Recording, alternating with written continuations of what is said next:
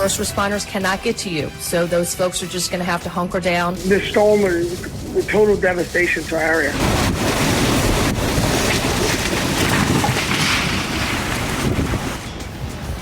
Oh my God!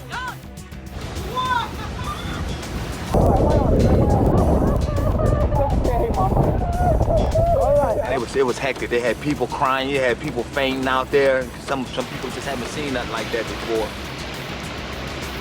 The terrifying sounds, the latest out of the Gulf Coast from Hurricane Ida. Good afternoon. Thank you for joining us. I'm Savannah Rudisell in this afternoon for Kelly Taylor. We're following the latest developments from Hurricane Ida as the storm continues its slow, deadly trek further inland. At this point, we've really only received word from one storm-related death, but we're only just now beginning to see the breadth of devastation after a long and scary night for millions living along the Gulf Coast. Hundreds of thousands of people had to weather the storm in the dark and without drinking water. Ida knocked out power to the entire city of New Orleans, and the surrounding parish lost water pressure after fallen trees damaged critical water lines, dumping around 250,000 gallons of water per hour.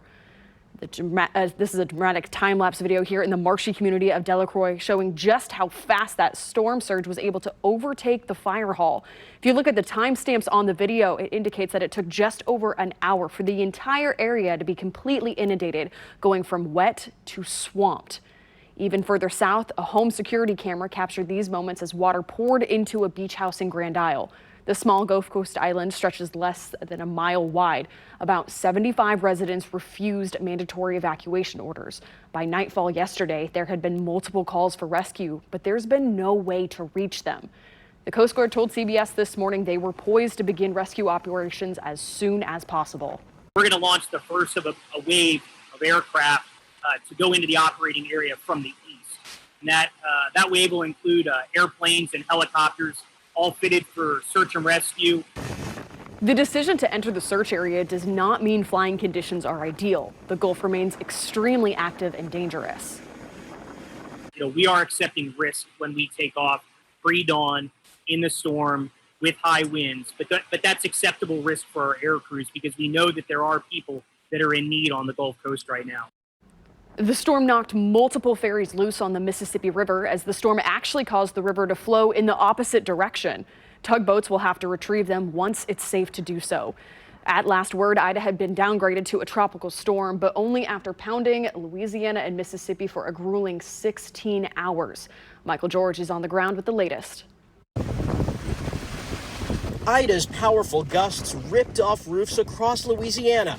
Flying debris knocked down power lines, leaving more than 1 million people in the dark.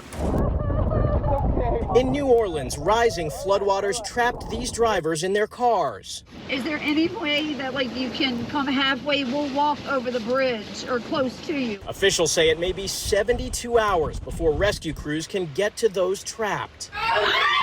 Debris flew off Ochsner Medical Center in New Orleans. Hospitals across the area continued treating patients, even in the hazardous conditions. We have a considerable amount of damage to the hospital itself. On CBS this morning, Dr. Mark Klein of New Orleans Children's Hospital says he's making plans to evacuate patients because of power concerns. We currently have fuel for emergency generation to last about another 4 days.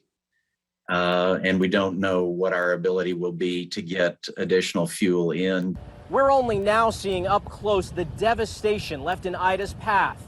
Brick buildings like this one in downtown New Orleans were completely reduced to rubble. Officials say they're working to use generators to pump storm water out and drinking water in. As Ida leaves a trail of damage across Louisiana and Mississippi, FEMA officials say it's going to be weeks before the power is fully restored across the area. Michael George, CBS News, New Orleans.